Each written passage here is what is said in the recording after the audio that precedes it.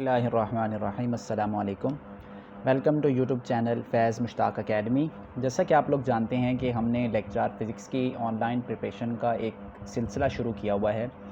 उस सिलसिले में हम 5 लेक्चर डिलीवर कर चुके हैं और जो हमारा पिछला लेक्चर था वो वाला लेक्चर था न्यूटन लॉज़ के ऊपर।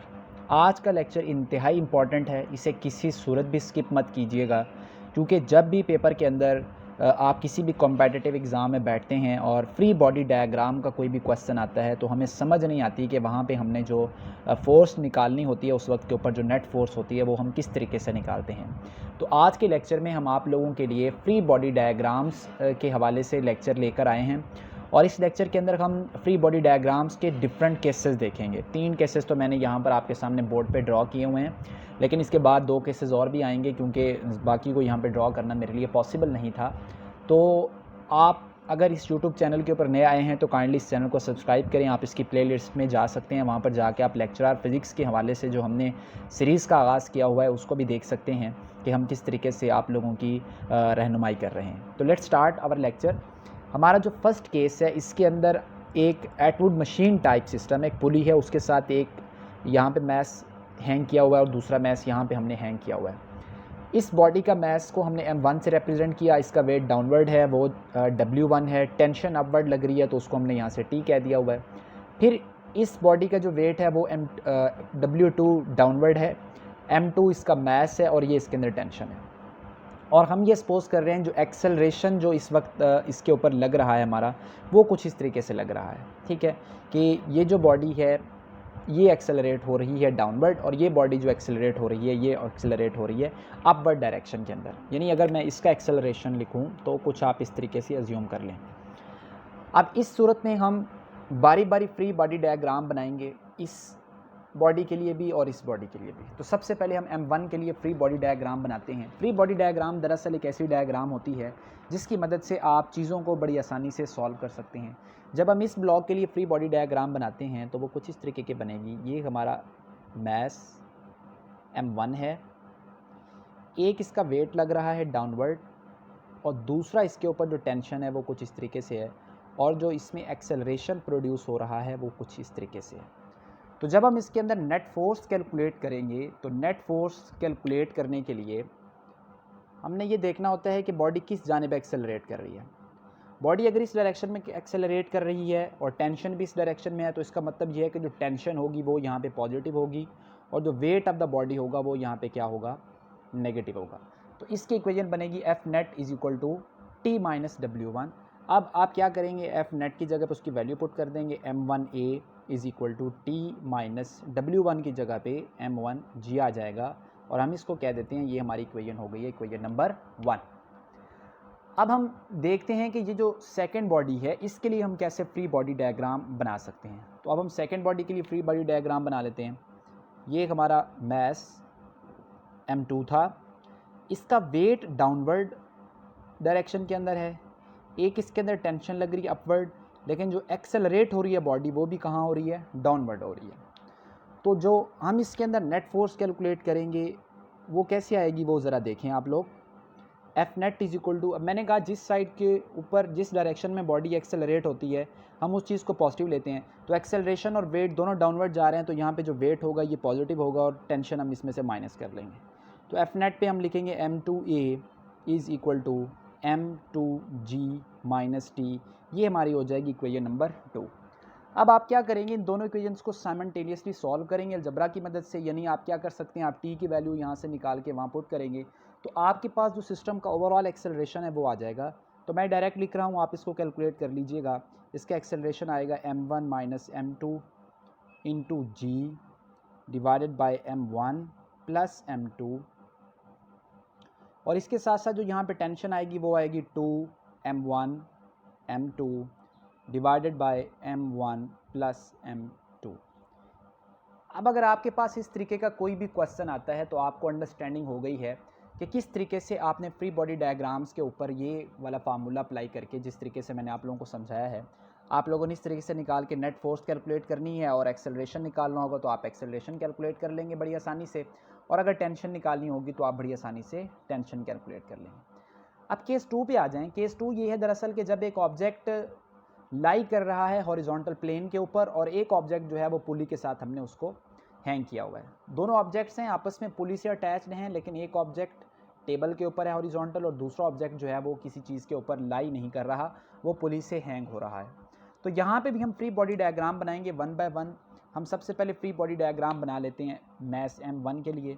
तो ये हमारा मैस M1 है, ठीक है।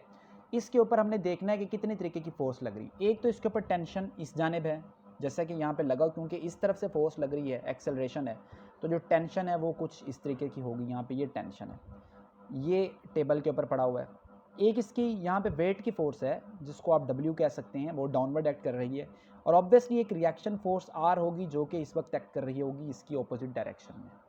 तो यहाँ पे लगने वाली सिर्फ एक ही फोर्स है, और वो फोर्स कौन सी है? वो टेंशन की फोर्स है, और बॉडी भी इसी जानिब एक्सेलरेट हो रही है।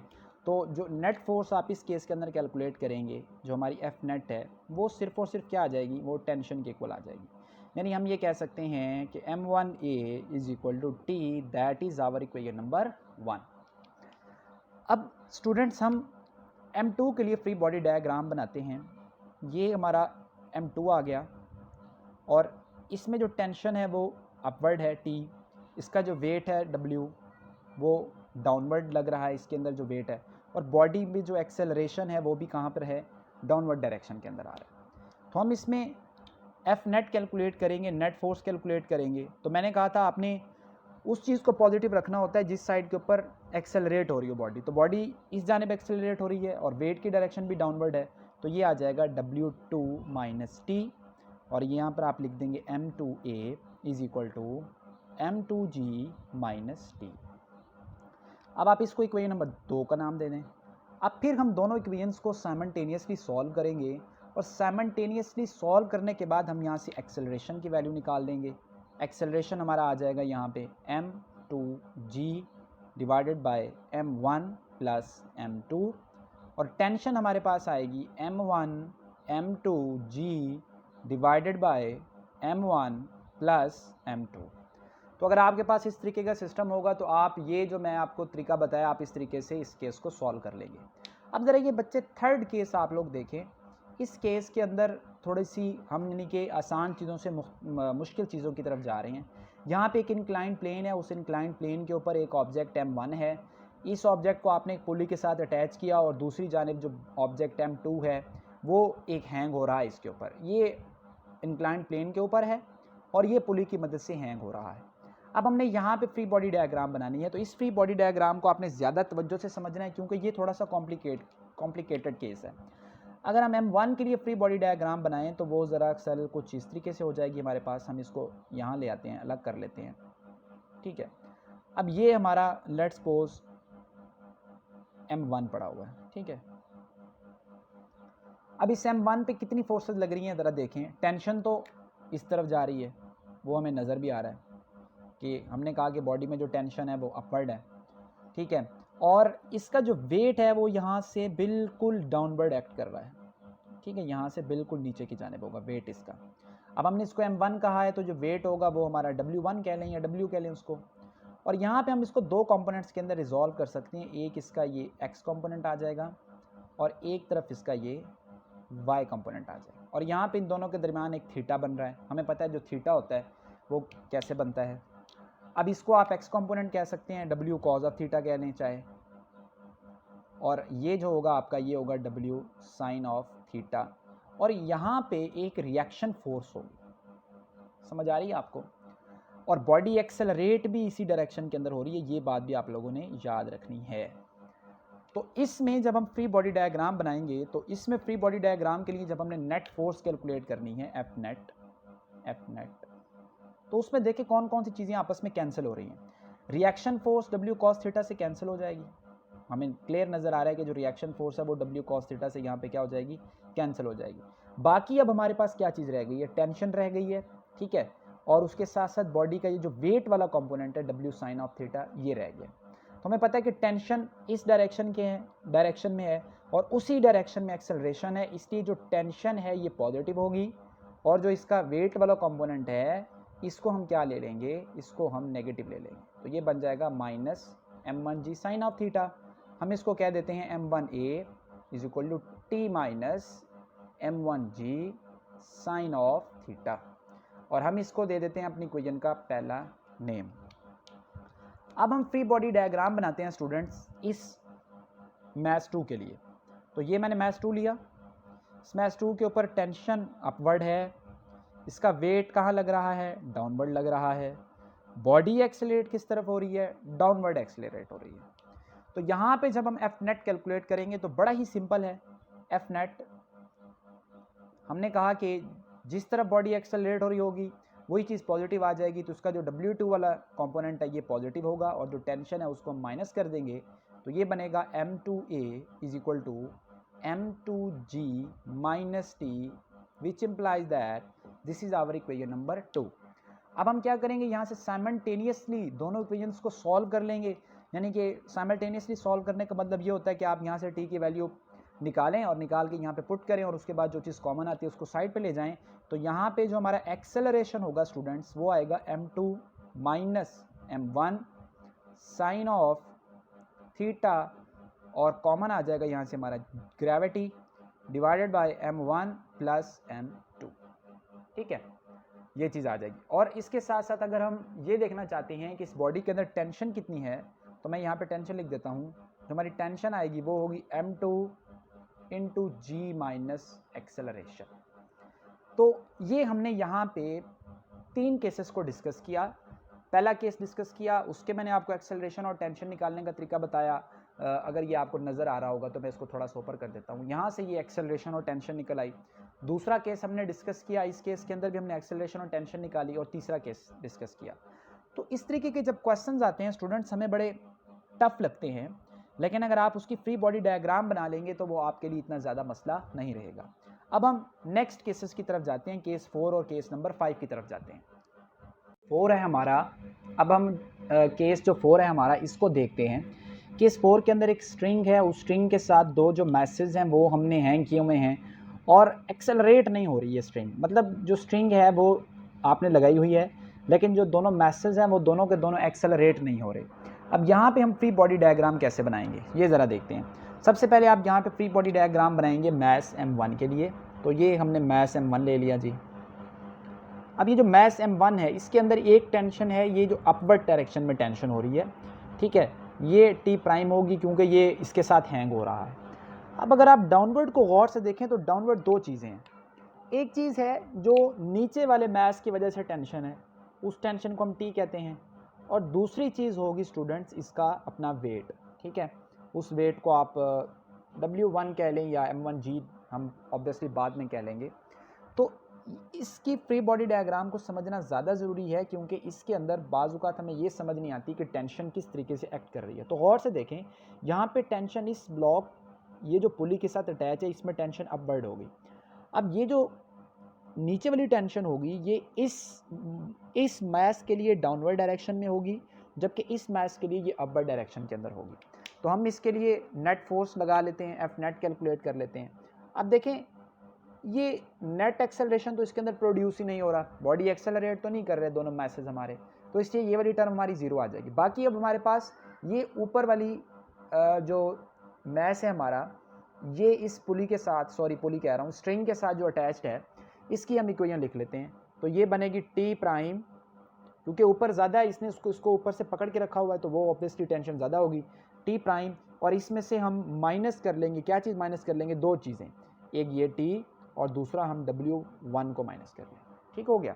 जब हम इसको सॉल्व करेंगे तो ये वाली साइड हमारी 0 है, तो ये हो जाएगा 0 T prime minus T plus m1g। अब यहाँ से आप टी प्राइम को दूसरी साइड पे ले जाएं तो आपके पास क्या चीज़ बचेगी, आपके पास बचेगा टी प्लस m1g, और हम इसको कह देते हैं हमारी इक्वेशन नंबर 1। ठीक हो गया। अब हम दूसरे मैस के लिए फ्री बॉडी डायग्राम बनाते हैं। जो दूसरा मैस है इसके ऊपर गौर करें। अब आप लोग, ये हमारा मैस 2 है, इस मैस 2 के ऊपर एक डायरेक्शन अपवर्ड में है, ठीक है, जिसको हमने यहाँ पे टी कहा था, ये वाला टी, और दूसरा जो इसका अपना वेट है वो कहाँ जा रहा है, वो डाउनवर्ड डायरेक्शन के अंदर जा रहा है, और बॉडी एक्सेलरेट भी नहीं कर रही। तो हम एफ नेट यहाँ से कैलकुलेट करेंगे, F net is equal to T minus W2 और 0 is equal to T minus M2g Hence T is equal to m2g which is our equation number 2। अब हम इन दोनों इक्वेशंस को साइमल्टेनियसली सॉल्व करते हैं। साइमल्टेनियसली सॉल्व करके आपने यहाँ से इसका एक्सेलरेशन कैलकुलेट कर लेना है। एक्सेलरेशन तो है ही नहीं बॉडी में, तो बचेगी सिर्फ टेंशन। तो जो टेंशन हमारे पास आएगी साइमल्टेनियसली सॉल्व करने के बाद वो आप लोगों ने कर लेनी है। खुद मैं डायरेक्ट आपके सामने लिख रहा हूँ, T is equal to m1 plus m2g, T prime is equal to m1 plus m2g। तो ये जो यहाँ पे टेंशन है, ओवरऑल टेंशन है, वो हमारे पास कैलकुलेट हो जाएगी इस तरीके से। ठीक है, अब देखें अगर मैसेज, दो मैसेज एक सरफेस के ऊपर लाई कर रहे हो, जो कि हमारा केस नंबर 5 है, तो उसमें हम फ्री बॉडी डायग्राम कैसे बनाएंगे। ये दो मैसेज हैं, एक मैस दूसरे मैस के साथ अटैच्ड है वाया स्ट्रिंग, और ये दोनों एक सरफेस के ऊपर लाई कर रहे हैं। यहाँ पे हमने फ्री बॉडी डायग्राम बनानी है। तो सबसे पहले हम मैस M1 के लिए फ्री बॉडी डायग्राम बना लेते हैं। तो ये देखें ज़रा, ये सरफेस थी, इसके ऊपर ये मैस है हमारा। ठीक है, अब यहाँ पर इस जानिब इसके ऊपर एक टेंशन लग रही है, जिसको आपने क्या कहा हुआ है, टी कहा हुआ है। ठीक हो गया, और इसी तरफ एक्सेलरेशन की डायरेक्शन है, बॉडी एक्सेलरेट जो हमारी हो रही है वो भी इसी डायरेक्शन में हो रही है। अब देखिए इसके ऊपर मजीद तो कोई फोर्स नहीं लग रही, क्योंकि ये सरफेस के ऊपर ही पड़ा हुआ है और इस जानिब एक्सेलरेट हो रहा है, तो इसके ऊपर एक टेंशन टी इसकी वजह से लग रही है और दूसरा ये इस तरफ एक्सेलरेट हो रहा है। तो हम यहाँ से एफ नेट बड़ी आसानी से कैलकुलेट कर सकते हैं। ये हमारा सिंपल केस है, एफ नेट आ जाएगा हमारा टी, हैंस हमारा जो M1A आएगा वो होगा टी, और ये हम कह देते हैं हमारी इक्वेशन नंबर 1। जो फ्री बॉडी डायग्राम होगी मैस 2 के लिए, वो ज़रा गौर से देख लें। इसके अंदर देखें, एक तो इस तरफ से फोर्स लग रही है ना, जिस फोर्स ने इसको इस तरफ एक्सेलरेट करवा रही है। दूसरा एक नॉर्मल फोर्स, जिसको आप कह सकते हैं रिएक्शन की फोर्स, जो टेंशन है वो इस तरफ लग रही है, इसके ऑपोजिट डायरेक्शन में। और बॉडी जो हमारी एक्सेलरेट हो रही है वो भी हमें पता है इसी जानिब एक्सेलरेट हो रही है। तो इसमें जो हम फ्री बॉडी डायग्राम बनाएंगे वो बड़ी सिंपल बनेगी कि जी F net is equal to ये वाली फोर्स माइनस टेंशन, और एफ नेट को आप क्या कह सकते हैं यहाँ पे, M2A is equal to F minus T, that is equation number 2। दोनों इक्वेशंस को साइमल्टेनियसली सॉल्व करने के बाद एक्सेलरेशन हमारे पास आ जाएगा F divided by M1 plus M2, और टेंशन हमारे पास आ जाएगी M2F divided by M1 plus M2। Clear हो गई ये बात। अब हम देखते हैं एक ऐसा केस जिसमें आपके पास हैं तो दो मैसेज, लेकिन वो जो दो मैसेज हैं वो साइड टू साइड एक दूसरे के साथ अटैच्ड है, यानी in contact to each other है। ठीक है, अगर ये हमारे पास केस हो जिसके अंदर दो masses side to side connected हों, तो देखते हैं कि हम उसमें फ्री बॉडी डायग्राम कैसे बनाते हैं। स्पायरेंट, सबसे पहले आप मैस M को देख लें, M1 को देख लें। ये जो मैस M1 है, इसके ऊपर जो चूंकि इस तरफ से फोर्स लग रही है, तो एक तो ये फोर्स हो गई, ठीक हो गया, और दूसरा इस ब्लॉक की वजह से इस ब्लॉक के ऊपर भी फोर्स लग रही है जो कि इसके ऑपोजिट डायरेक्शन में होगी, उसको हम नॉर्मल रिएक्शन फोर्स R का नाम दे देंगे। ठीक हो गया, और जो बॉडी एक्सेलरेट हो रही है हमें पता है वो भी इस साइड के ऊपर एक्सेलरेट हो रही है। तो यहाँ पे जो हम एफ नेट कैलकुलेट करेंगे, हमारा एफ नेट में से ये जो एफ है, क्योंकि एक्सेलरेशन की भी इसी डायरेक्शन में है, तो इसमें से नॉर्मल रिएक्शन फोर्स को हम माइनस करवा देंगे, तो ये बनेगा M1A is equal to F minus R, that is our equation number 1। ठीक हो गया। अब हम देखते हैं कि मैस M2 के लिए हम कैसे सॉल्व कर सकते हैं। ये हमारा मैस M2 है, मैस M2 पे इस डायरेक्शन के ऊपर क्या लग रही है, फोर्स लग रही है, क्योंकि बॉडी एक्सेलरेट हो रही है, और ज़ाहिर है अगर इस डायरेक्शन में फोर्स लग रही है तो जैसे कि ये मैस इस मैस के ऊपर रिएक्शन कर रहा था, वैसे ये मैस भी इस मैस के ऊपर रिएक्शन करेगा, और इस रिएक्शन की जो डायरेक्शन होगी वो कुछ इस तरीके से होगी। ठीक है, तो यहाँ पे जो हमारे पास आएगा, हमारी एफ नेट जो आएगी वो क्या आएगी, वो सिंपली M2A आ जाएगी। तो ये हमारी इक्वेशन नंबर 2 बन जाएगी। हम इन दोनों इक्वेशंस को साइमल्टेनियसली सॉल्व कर लेंगे, टेंशन तो है ही नहीं, यहाँ पे सिर्फ एक्सेलरेशन है, तो हम एक्सेलरेशन को सॉल्व कर लेंगे, जो कि बनेगा F divided by M1 plus M2। ठीक है, तो इस तरीके से आप यहाँ पे R की जगह पे ये वाली वैल्यू पुट करके और वहाँ से आप एक्सेलरेशन की वैल्यू को अच्छे तरीके से कैलकुलेट कर सकते हैं। ये हमारा केस 6 हो गया।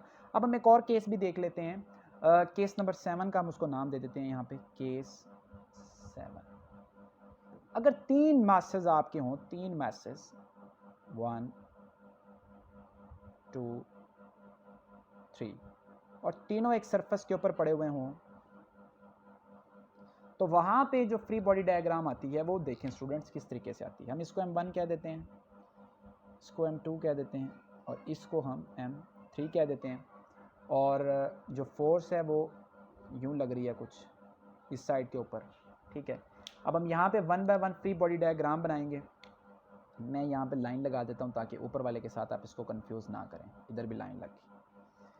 अब सबसे पहले हम फ्री बॉडी डायग्राम बना लेते हैं यहाँ पर हमारे मैस m1 के लिए। ये हमारा मैस m1 है।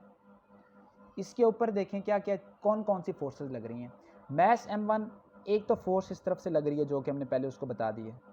अब ये जो ब्लॉक है, ये ब्लॉक इस ब्लॉक के ऊपर एक रिएक्शन लगाएगा, उसको रिएक्शन फोर्स R कहेंगे, तो वो कुछ इस तरह होगी R, ठीक है। अब दो फोर्सेस होगी टोटल, एक रिएक्शन फोर्स इस साइड से और एक फोर्स जो हम लगा रहे हैं वो इस साइड से लगा रहे हैं। तो यहाँ पे जो F नेट आ जाएगा हमारा, F नेट वो क्या बनेगा, एक्सेलरेट बॉडी इस साइड पे हो रही है तो हम F में से R को माइनस कर देंगे, तो जो F नेट हो जाएगा हमारा वो बनेगा, सॉरी F नेट की जगह पे आप यहाँ पे लिखेंगे M1A is equal to F minus R, that is equation number 1। अब दूसरे मैथ्स के लिए हम फ्री बॉडी डायग्राम बनाते हैं। ये बनाया मैंने मैथ्स 2, ये मैथ्स 2 बन गया। अब इस मैथ्स 2 को आप स्टूडेंट्स ज़रा गौर से देखें, ये यहाँ पे पड़ा हुआ है। मैथ्स 2 के ऊपर जो इस वक्त फोर्सेस लग रही हैं वो एक ये वाला ब्लॉक जो है ये इसके ऊपर इस साइड के ऊपर रिएक्शन डाल रहा होगा, उसको हम रिएक्शन को R प्राइम को कह देते हैं, और ये वाला ब्लॉक इधर रिएक्शन डाल रहा है उसको हम R कह देते हैं। यानी कि 2 के ऊपर एक M1 का रिएक्शन है, एक M3 का रिएक्शन है, तो टोटल हमारे पास 2 रिएक्शन आ जाते हैं और बॉडी भी इसी साइड के ऊपर एक्सेलरेट कर रही है, मतलब इस साइड पे फोर्स थी। तो यहाँ पे जो हमारे पास F नेट आ जाएगा वो क्या आएगा, वो आएगा R प्राइम माइनस R, ठीक है। सॉरी ये हमारा R प्राइम है और इसको आप R कहते हैं। अब यहाँ पे जो F नेट है ये हमारा हो जाएगा M2A is equal to R prime minus R, और यहाँ पे आप इसको इक्वेशन का नाम देते हैं इक्वेशन नंबर 2, ठीक हो गया। अब हमारे पास सिर्फ आखिरी ब्लॉक रह गया है, हम उस आखिरी ब्लॉक के लिए जो है वो फ्री बॉडी डायग्राम बना लेते हैं। ये हमारे पास M3 बन गया, M3, और इस M3 में सिर्फ और सिर्फ इस साइड के ऊपर हमारे पास ये एक्सेलरेट हो रहा है, और यहाँ पर जो इसके ऊपर फोर्स लग रही है 3 के ऊपर फोर्स लगा रहा है वो R प्राइम है, ठीक है। और ये इसको आप रिएक्शन फोर्स का नाम भी दे सकते हैं या टोटल फोर्स का नाम भी दे सकते हैं। तो इसके लिए जो इक्वेशन बनेगी हमारी वो होगी F net is equal to R, यानी कि M3A is equal to R which is equation number 3। तो इस तरीके से हम इन तीनों को यहाँ पे लिख लेंगे। अब यहाँ पे आपने इनको साइमल्टेनियसली सॉल्व करना है। साइमल्टेनियसली सॉल्व करने के बाद जो हमारे पास एक्सेलरेशन आता है वो आता है F divided by M1 plus M2 plus M3, ठीक हो गया। और जो यहाँ पे आप इसकी मदद से F जो कॉन्टैक्ट फोर्स है जो यानी कि 2 के ऊपर 3 की वजह से लग रही है और 3 के ऊपर 1 की वजह से लग रही है, आप उसको भी बड़ी आसानी से कैलकुलेट कर सकते हैं। तो ये आज का फ्री बॉडी डायग्राम्स के ऊपर हमारा लेक्चर था जो कि ऑनलाइन लेक्चर था। उम्मीद है कि आप लोगों को इसकी अंडरस्टैंडिंग हो गई होगी। इसकी प्रैक्टिस कीजिएगा, MCQs की HRK की बुक से आप इसकी प्रैक्टिस कर सकते हैं और इसके अलावा यूनिवर्सिटी फ़िज़िक्स से आप इसकी प्रैक्टिस कर सकते हैं, ठीक है। और भी अगर आपको कोई और अच्छी बुक मिल जाए तो वहाँ से भी आप इसकी प्रैक्टिस कर सकते हैं।